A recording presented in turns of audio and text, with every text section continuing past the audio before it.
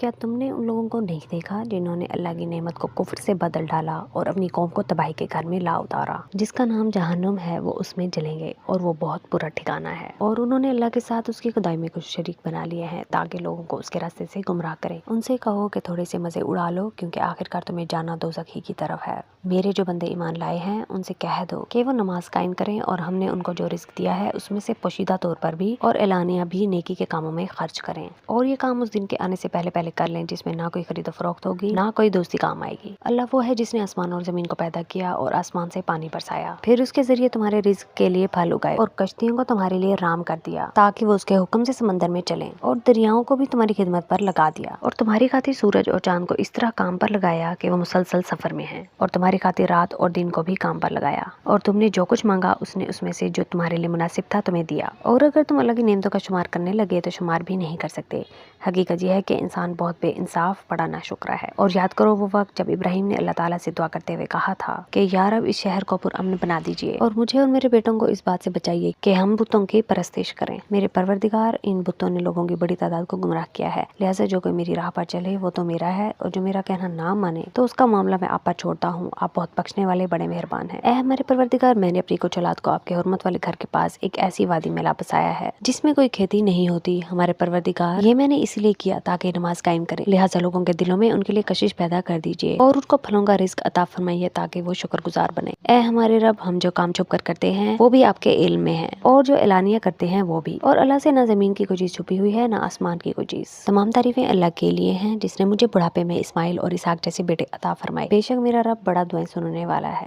یا رب، مجھے بھی نماز قائم کرنے والا بنا دیجیے، اور میری اولاد میں سے بھی ایسے لوگ پیدا فرمائیے جو نماز قائم کریں۔ اے ہمارے پروردگار، اور میری دعا قبول فرما لیجیے۔ اس دن میری بھی مغفرت فرمائیے، میرے والدین کی بھی، اور ان سب کی بھی جو ایمان رکھتے ہیں، اور یہ ہرگز نہ سمجھنا کہ جو کچھ یہ ظالم کر رہے ہیں اللہ اس سے غافل ہے۔ وہ تو ان لوگوں کو اس دن تک کے لیے مہلت دے رہا ہے جس میں آنکھیں پٹی کی پٹی رہ جائیں گی، دوسروں کو اوپر اٹھائے دوڑ رہے ہوں گے، ان کی نگاہیں جھپکنے کو واپس نہیں آئیں گی، اور ان کے دل بدحواسی میں اڑے جا رہے ہوں گے۔ اور اے پیغمبر، تم ان لوگوں کو اس دن سے خبردار کر دو جب عذاب ان پر آن پڑے گا، تو اس وقت یہ ظالم کہیں گے کہ اے ہمارے پروردگار، ہمیں تھوڑی سی مدت کے لیے اور مہلت دے دیجیے تاکہ ہم آپ کی دعوت قبول کر لیں اور پیغمبروں کی پیروی کریں۔ اس وقت ان سے کہا جائے گا، ارے کیا تم لوگوں نے قسمیں کھا کھا کر پہلے یہ نہیں کہا تھا کہ تم پر کوئی زوال نہیں آ سکتا، اور تم ان لوگوں کی بستیوں میں رہ چکے تھے جنہوں نے اپنی جانوں پر ظلم کیا تھا، اور یہ بات کھل کر تمہارے سامنے آ چکی تھی کہ ہم نے ان کے ساتھ کیسا سلوک کیا، اور ہم نے تمہیں مثالیں بھی دی تھیں، اور وہ لوگ اپنی ساری چالیں چل چکے تھے، اور ان کی ساری چالوں کا توڑ اللہ کے پاس تھا، چاہے ان کی چالیں ایسی کیوں نہ ہوں جن سے پہاڑ بھی اپنی جگہ سے ہل جائیں۔ لہٰذا اللہ کے بارے میں ہرگز یہ خیال بھی دل میں نہ لانا کہ اس نے اپنے پیغمبروں سے جو وعدہ کر رکھا ہے